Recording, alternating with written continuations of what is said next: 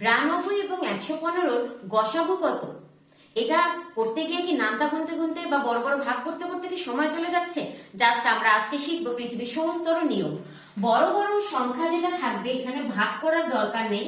এই বড় সংখ্যা থেকে ছোট সংখ্যাটাকে যদি আমরা মাইনাস করে দিই তাহলে যে অ্যান্সারটা আসবে সেইটাই হচ্ছে আমাদের গসাগু। তাহলে এই 115 আর 92 এর গসাগু হচ্ছে কত?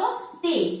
এই সেম ভাবে আমরা যদি এখানে 24 এবং 60 এর গসাগু নির্ণয় করি সেক্ষেত্রে আমাদের 60 থেকে যদি 24 বিয়োগ দিই তাহলে আমাদের অ্যান্সার বের হয় 36। এখন এখানে এই 36 কে আবার আমরা যদি উৎপাদকে বিশ্লেষণ করি 36 দিয়ে কিন্তু 24 এবং 60 কে ভাগ করা যাচ্ছে না। তো এখানে 36 এর একটা উৎপাদক আমাদেরকে নিতে হবে। যদি এরকম অনেক সময় হয় যে এটা দিয়ে ডাইরেক্ট ভাগ করলে দুইটাকে ভাগ করা যায় না, সেক্ষেত্রে আমাদের ওই সংখ্যাটার উৎপাদক নিতে হবে। আমরা কত নিব? 18? মোটেই নয়, আমরা নিব হচ্ছে 12। কারণ 12 দিয়ে 60 কেও ভাগ করা যায়, 24 কেও ভাগ করা যায়। তাহলে এখানে 12 হচ্ছে আমাদের কত? গসাগু।